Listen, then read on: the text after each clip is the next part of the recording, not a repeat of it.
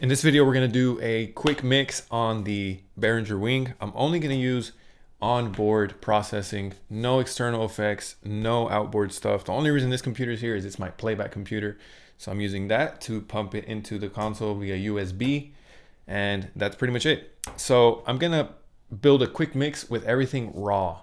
So no processing, no EQ, no nothing, just faders. So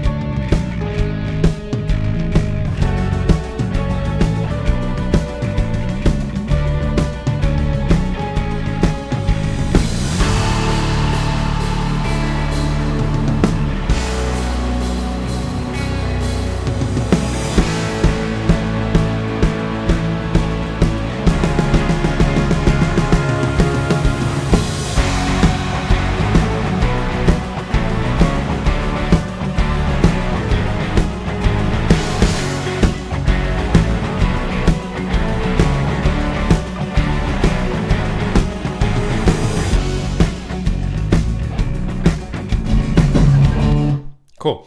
So that was all raw, no processing, just faders. As you can see, all this stuff is blank. There's nothing going on. So the first thing I want to go over is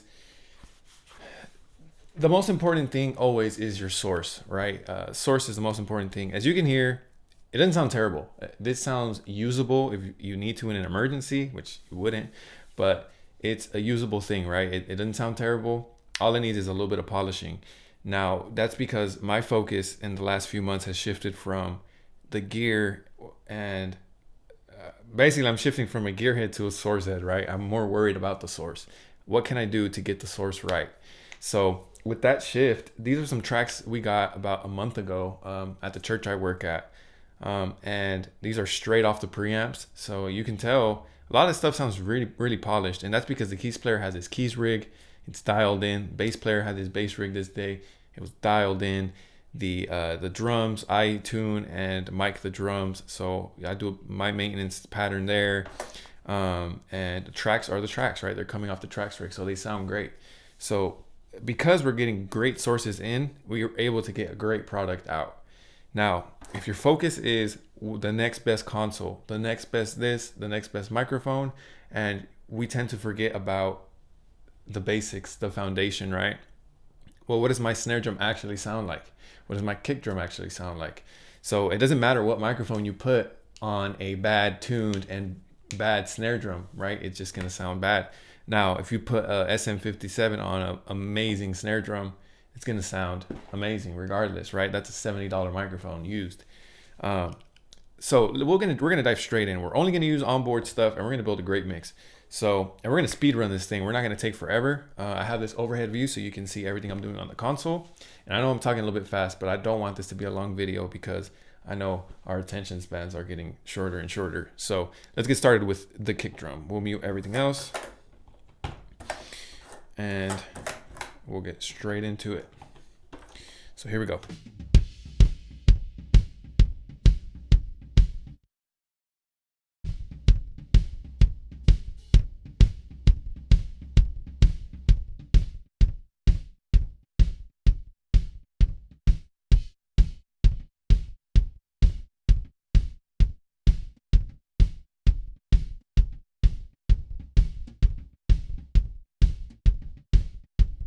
Okay, now we're gonna go into our EQ. What I'm actually gonna do to save time, I'm gonna do the three things I'm doing, and I'm gonna go over what I did, and you'll be able to see it here on the screen as well.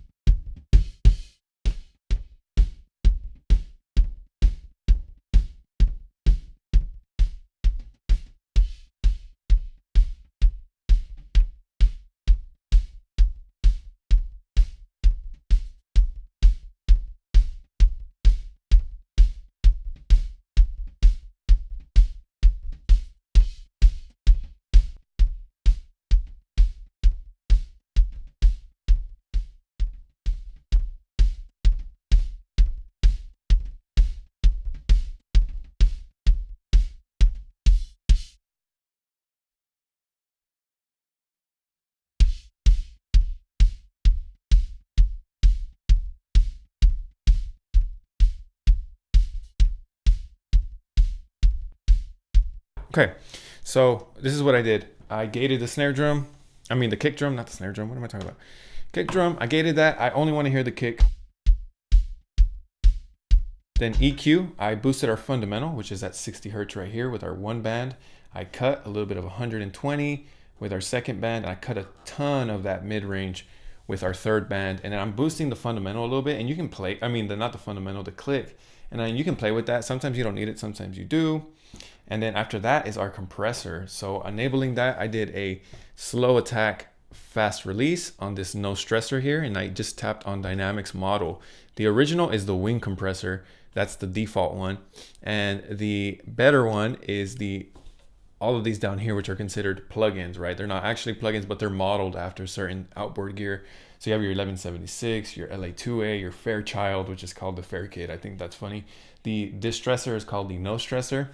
And you have a bunch of other ones, but I love the distressor on drums. So this is what it sounds like now.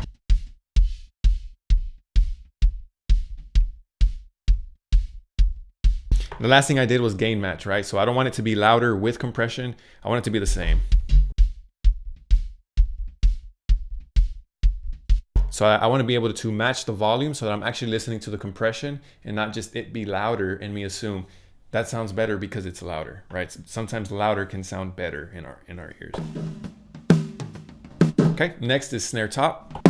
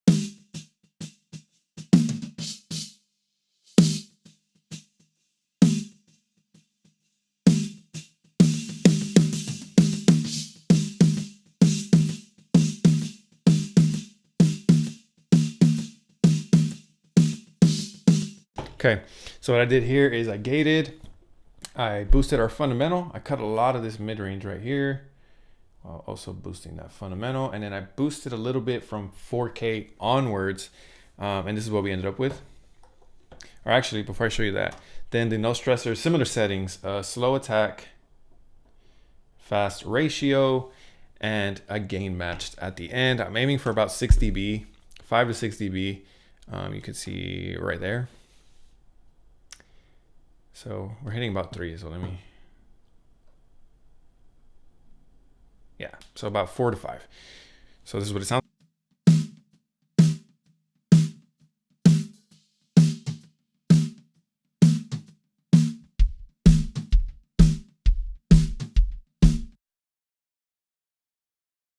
That's snare top and kick in. Here's snare bottom only.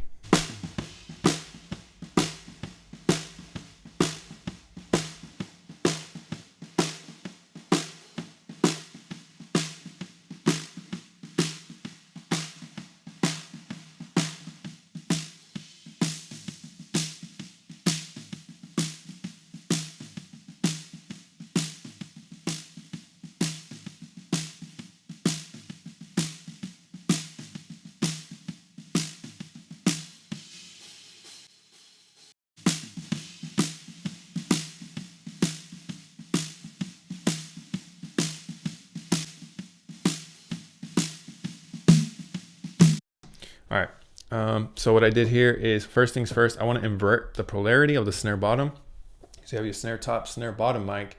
You want to invert the bottom so that they're phase coherent. So your sine wave is up and down. You have your peak and your trough. You want them to both be going up and down at the same time. Whereas if you have the mics like this, your top example would go up, then down. Then your bottom would go down, then up. So when you flip the bottom, then they align in phase. Maybe not in time, so that's another thing you have to look at. But it gets better if you can time align them, but that's a whole different thing for a whole nother day. You would do that with your delay. But that's not a big deal. You can get close enough with your, at least aligning the phase, and then you can worry about your timing after the fact with something else, but we won't worry about that today. I EQ'd very similar to our snare top, just a little bit different. And then our compressor is different because it's a medium to fast attack, a very slow release. And I'm going for about 6 dB of compression with a 6:1 ratio. I gain matched it. And the reason I'm doing a slow release is I wanted to grab onto that. I'm trying to get rid of the attack of the snare drum because I want the top to do that, right? I want the top of the snare to get that attack, and I want the bottom just to give me the sizzle from the wires, right? So let's play these together now.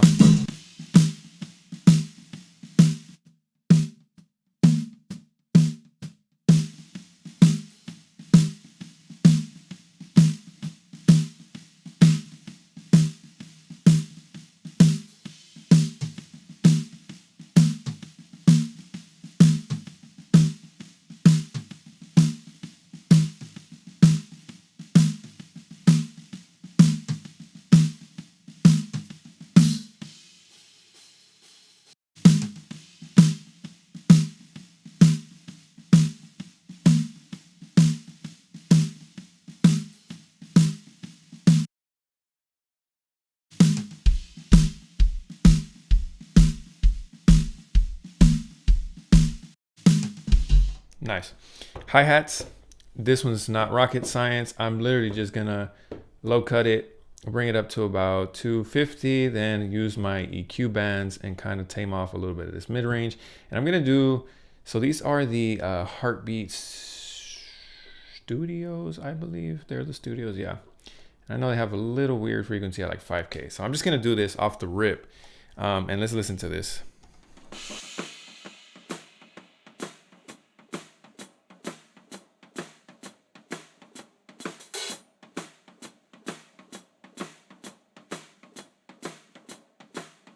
Hey, that's good enough for me. Sounds like hi-hats. So we'll rock with that. Here's our rack tom.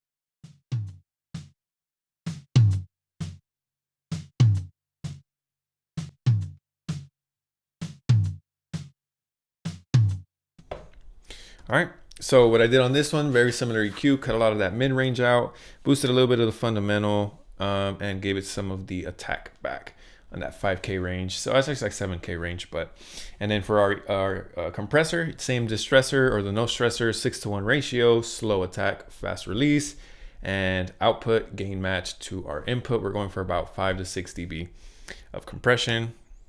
So here though, so far, this is what we have.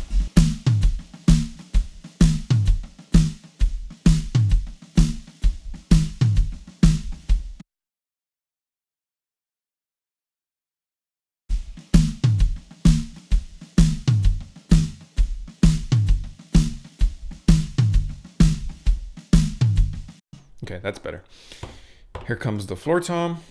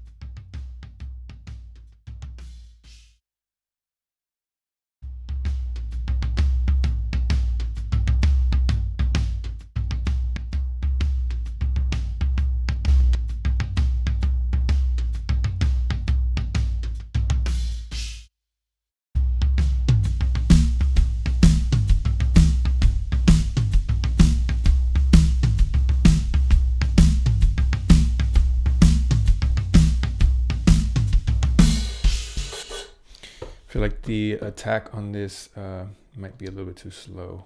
It's opening a little bit too slow. Okay, let's listen to that.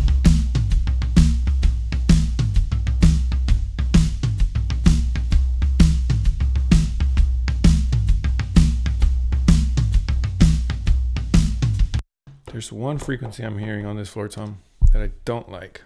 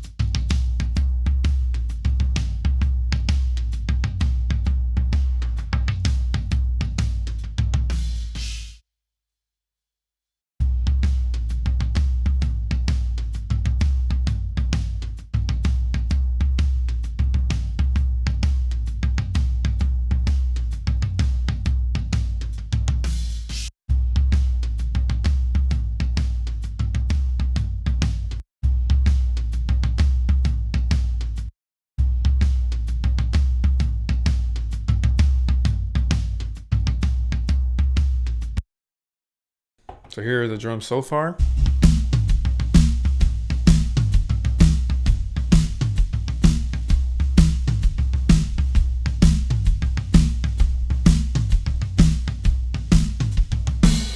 Cool. So next is our overhead. I'm gonna just do it to one, then I'm gonna copy it over to the other. Now, something to keep in mind on the Wing, single fader can actually be a stereo channel. I have them separated here just because it was easier for me to do one-to-one with my playback on my routing matrix on Reaper. But normally, yes, your overheads can just be overheads, right? Unless you want them separated. Your keys left, keys right can just be keys and they're stereo. So that's something to keep in mind. Don't think you have to do it this way.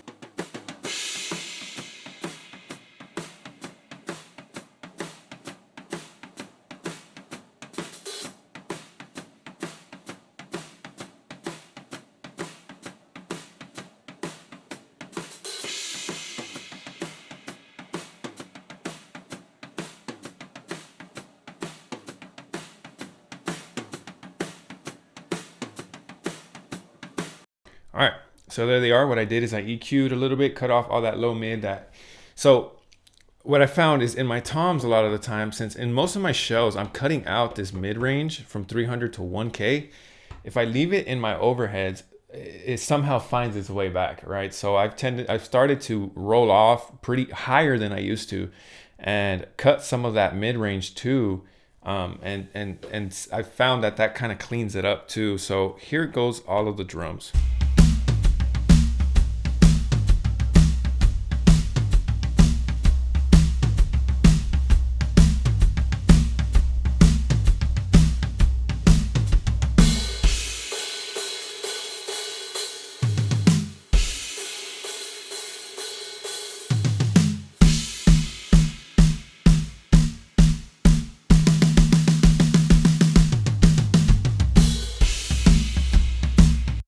Cool.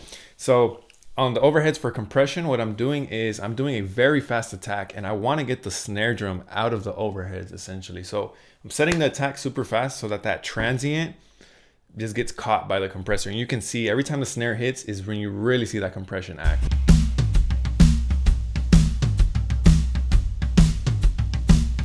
Right? So, and then when the cymbals hit, let me see if I can find a spot.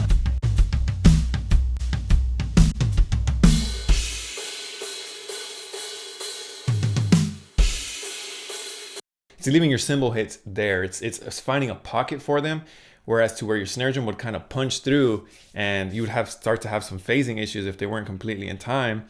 That's allowing your snare to kind of get taken out in a sense, the transient taken out of the overheads, and your overheads kind of come up, and you have this nice pocket for them. Here's the drums with all the processing done on them.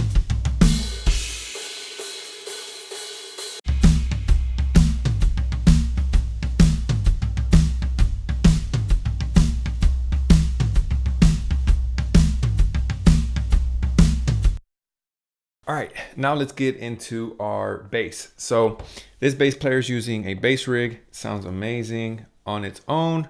So let's give it a listen.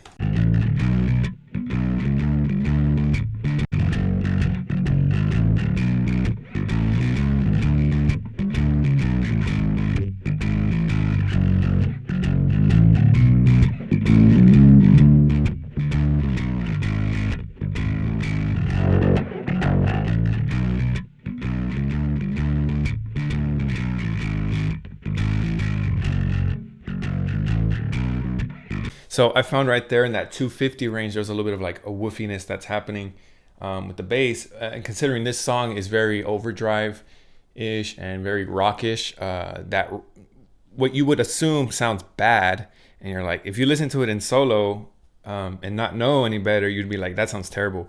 That sounds like a very distorted bass, but it's all stylistic, right? There is no right or wrong, and in this instance, this is what's right.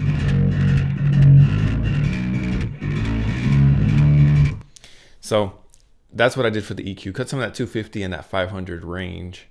That kind of got on my nerves a little bit. So we're gonna turn on the compressor. We're gonna do the no stressor, and I promise this is the last one we're gonna use. So I want a medium-ish attack and a slow release. I want a 9 for the release. And I want my ratio to be, let's do 6-1. We'll start with that. I'm gonna push in a good amount.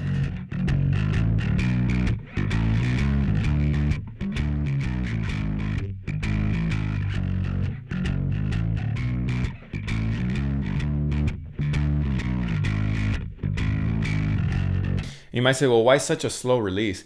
So the release, what it's doing is it's gonna hold that, right? It's gonna hold it for a while, and it's not gonna just let it die out. And so what that does is it keeps your bass in a real tight pocket, similar to the overhead concept, right? When it grabs something, it's not just gonna let it go. So if you hit that super low note, it's gonna grab it, and it's not just gonna let it go instantly, and then your low note starts to expand on you, and it starts to get loud again.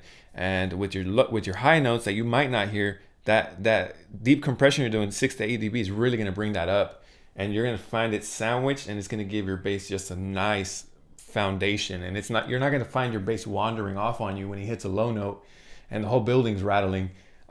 This is going to keep it right where you want it. So, and that's what the slow release is going to do for you. And the attack, you can experiment with the attack. I just keep it in the middle just because I'm trying to do this quick. So it could be half wrong, it could be half right? So that's where I left it. And let's listen to that.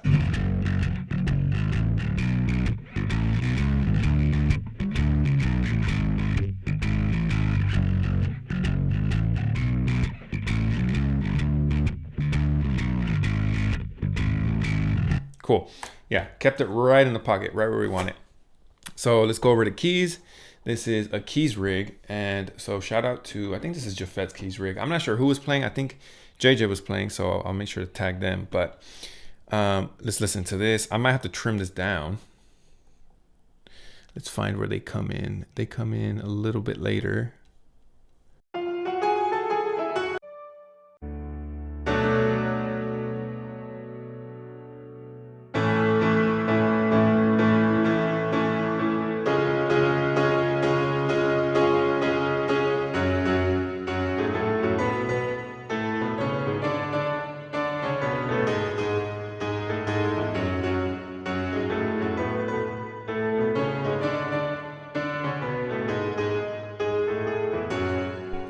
Yeah, so it's a keys rig. It already sounds pretty good. So all I'm gonna do is just put a little bit of compression with the LA2A. So, or the leveling amplifier model 2A, right? Which is modeled after an LA2A. We're going for about 2 to 3 dB.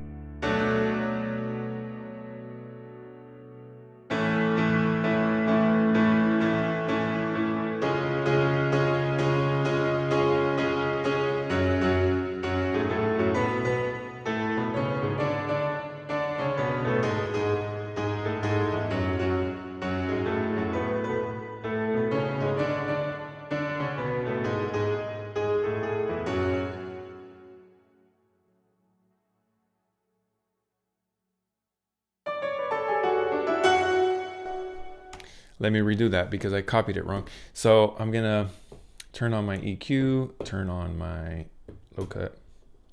So about 130, I cut about right here and cut some of those low mids. Compressor on, it's the LA2A. I went to about right here.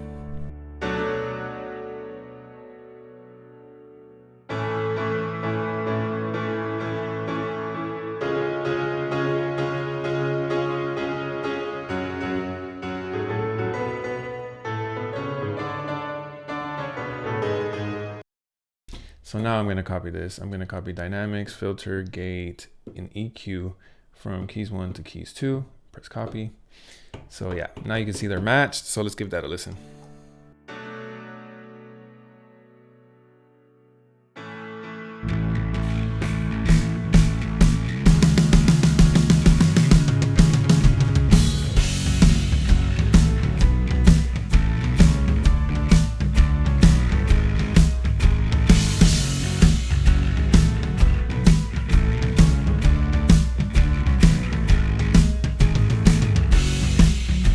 Cool. So I think that's perfect. I gain matched it too a little bit. And I actually trimmed it down with the gain knob because I got a little bit too loud. So I just have it at unity and I have it right where I want it. So next up is our electric guitar. So I know for this one for sure, I'm gonna have to trim down just off the rip. Yeah, it's pretty hot. So I'm going to go ahead and just do that here. I'm going to trim this one down about 8 dB. Trim this one down about 8 dB as well.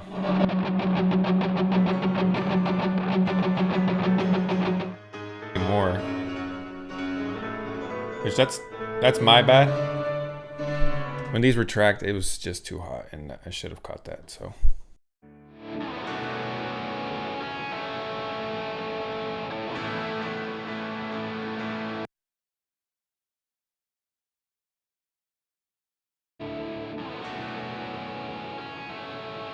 So you can tell there's not a lot of information below 100 and there's not a lot above 10K.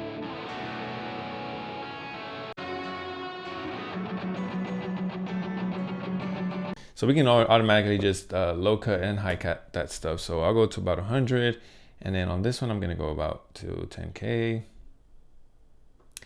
And then I noticed a 500-ish issue, so.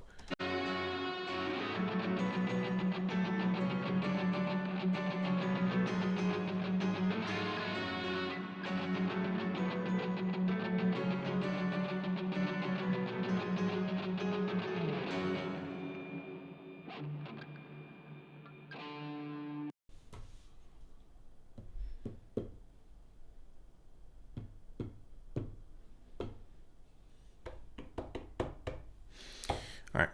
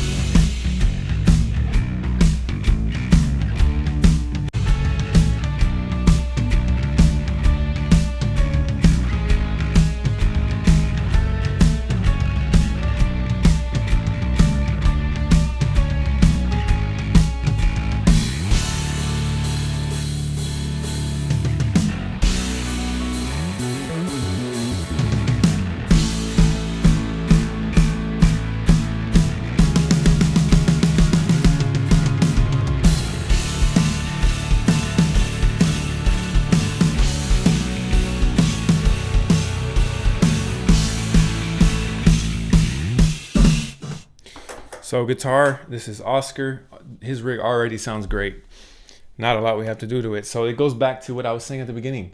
If your sources sound good, mixing is easy. And a lot of people ask, well, how does Ken Pooch get all of these good clients? Well, when you get to that level, it becomes much different, right? Your clients aren't in a bar. Your clients aren't up and coming musicians. These are people that have been doing this for years. They have the right equipment. They have the right, and they're worried about their sound. How can I sound the best myself? And so that was a big reason to make this video. So you can see these mixes are possible anywhere with any equipment. It's all about the source, right? Good in, good out. You can take a turd, but you can only polish it so much and it's still gonna be a turd at the end of the day. So good sources equal good mixes. So after that, let's go into our sub bass. These are tracks, so I'm really just gonna trim these down and get them to unity.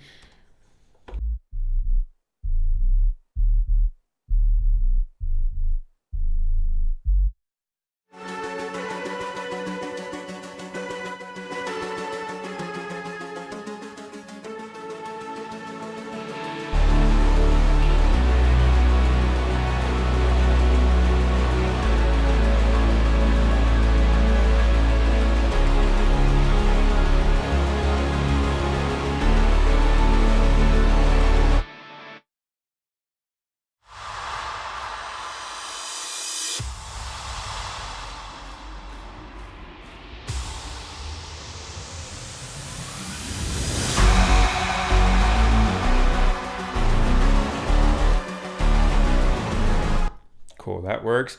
Track, we're not going to use the...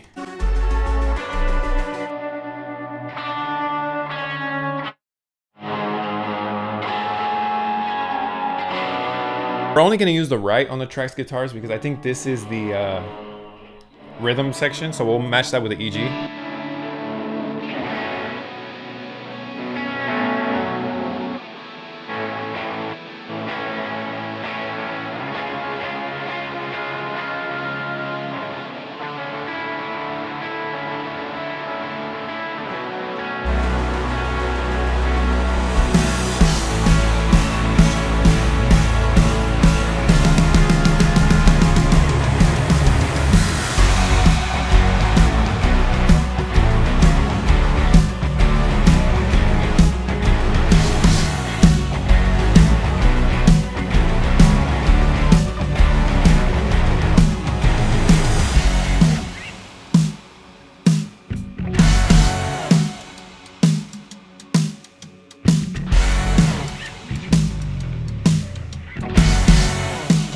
Cool.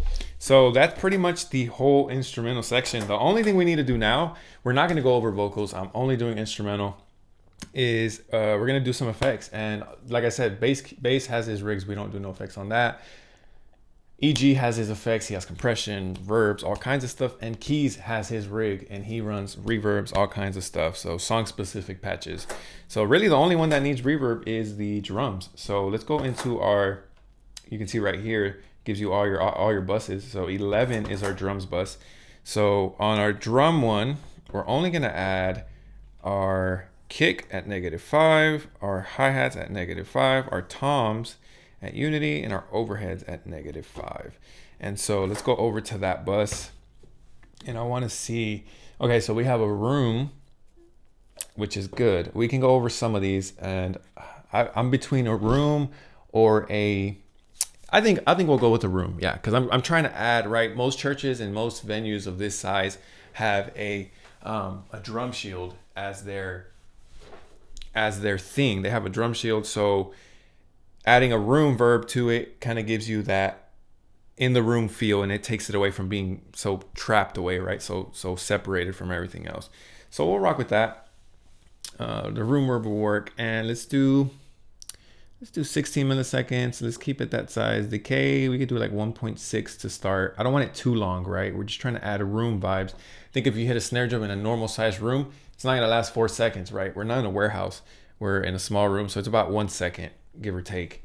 And we can bring this up to about 8K. I do want it a little bit brighter. So let's make our returns. Okay, we have them. So here's our drum reverb return. Let me just make sure. Okay, so it's coming from bus 11. So this is where it comes back in. And let's just unmute the drums. So here we have them.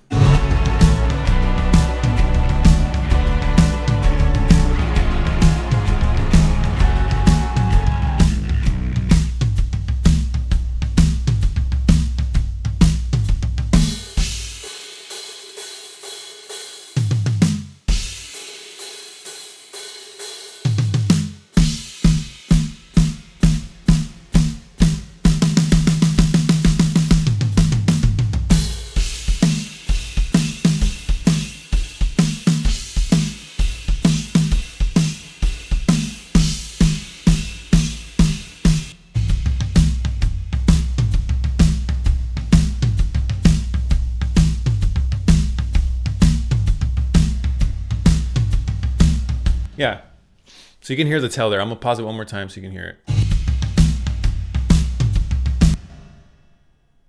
Right, so it lasts for about a second. I might shorten that up just a little bit. So I'm gonna do 1.1 second right on the dot. Last thing is our snare drum. So here we go. This is our bus, so which is gonna be our bus 12 in this console. And I'm just gonna do a snare drum, both at Unity. We'll rock with them. And then let's see what we got for that one. I'd want something sizzly. So yeah, probably a plate. You could maybe try this vintage plate. Let's try this one out. So pre-delay, I want about 12 seconds. So I want the snare hit to still be dry, but I want the after effect to come 12 milliseconds after, right? So that's what the pre-delay is. I hit 13 milliseconds after my reverb begins. So that's something to keep in mind. Let's do about 2 seconds, and we'll low cut at about, we did 120 on our snare, so we can do that here as well. And then this is color, right? So you got darker or you're brighter. So we'll keep it on our, let's start in the middle. Let's see what that gives us. So our snare's going there. Let's hit play. And we're just gonna hear the snare. We're gonna mute everything else.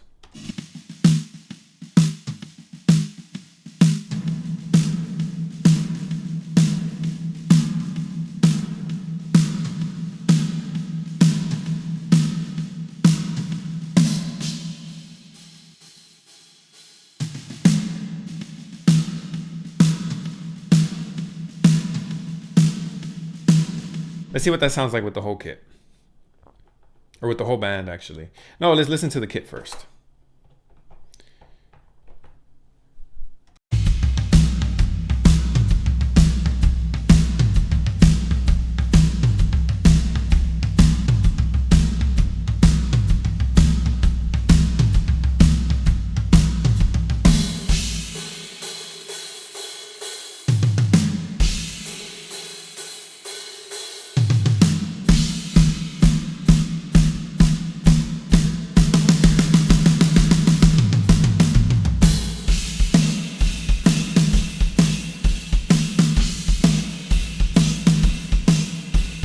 All right, so here's the final mix down. I'm gonna play everything back, and I'm going to let you hear it. But before that, I put something on, I believe it was this one.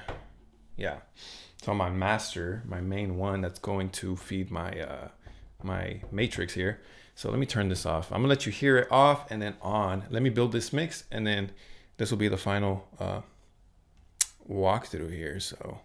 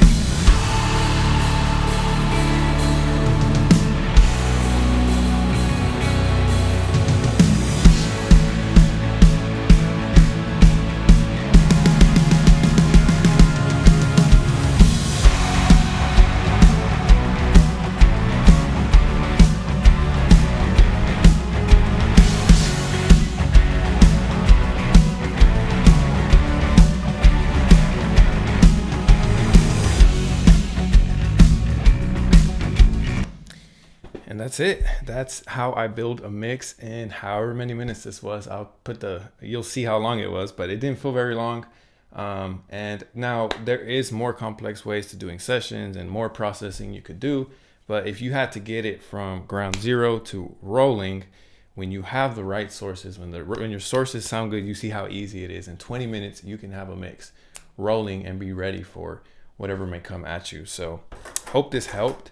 If you have any questions, reach out to me. I'll put my Instagram, I'll post this on Instagram, share it to people who might find this useful. But I'm here to help. So any questions you might have, please let me know.